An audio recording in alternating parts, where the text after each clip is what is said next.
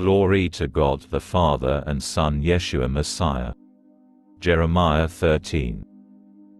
Sign of the marred girdle. Adonai said to me, Go, buy yourself a linen loincloth, and wrap it around your body, but don't soften it in water. So I bought a loincloth, as Adonai had said, and put it on. Then the word of Adonai came to me a second time. Take the loincloth you bought and are wearing, get up, go to Para, and hide it there in a hole in the rock. So I went and hid it in Para, as Adonai had ordered me.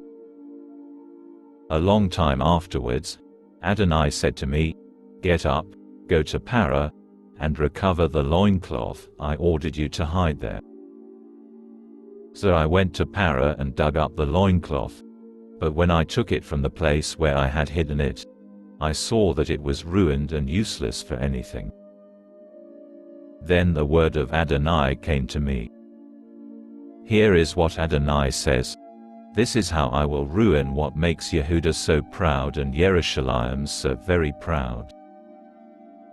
I will ruin this evil people, who refuse to hear my words and live according to their own stubborn inclinations, who go after other gods to serve and worship them.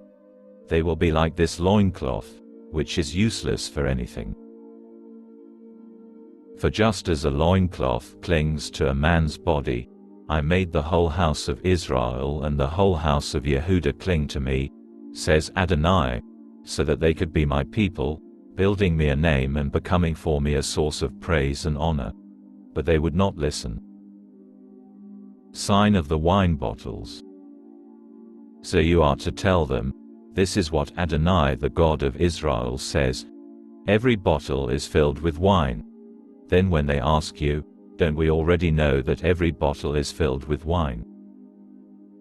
You are to answer them, This is what Adonai says, I am going to fill all the inhabitants of this land, including the kings sitting on the throne of David, the Kohanim, the prophets and the inhabitants of Yerushalayim, with drunkenness.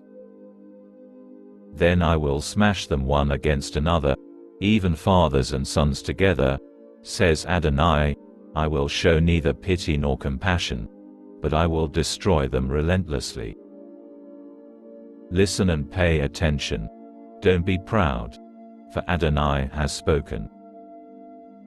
Give glory to Adonai your God before the darkness falls, before your feet stumble on the mountains in the twilight, and, while you are seeking light, he turns it into death-like shadows and makes it completely dark. But if you will not hear this warning, I will weep secretly because of your pride. My eyes will weep bitterly, streaming with tears, because Adonai's flock is carried away captive. Tell the king and the queen mother, Come down from your thrones, for your magnificent crowns are falling from your heads. The cities of the Negev are besieged, and no one can relieve them. All of Yehuda is carried into exile, completely swept into exile. Raise your eyes, and you will see them coming from the north. Where is the flock once entrusted to you, the sheep that were your pride? When he sets over you as rulers those you trained to be allies, what will you say? Won't pains seize you like those of a woman in labor? And if you ask yourself, Why have these things happened to me? It is because of your many sins that your skirts are pulled up and you have been violated. Can an Ethiopian change his skin, or a leopard its spots? If they can, then you can do good, who are so accustomed to doing evil.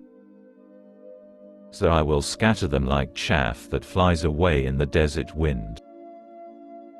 This is what you get, says Adonai, the portion I measure out to you, because you have forgotten me and trusted in the lie. I myself will lift your skirts above your face, and your privates will be exposed. On the hills and in the fields, I have seen your abominations, your adulteries, your lustful neighings, your shameless prostitution. Woe to you, Yerushalayim, you refuse to be purified.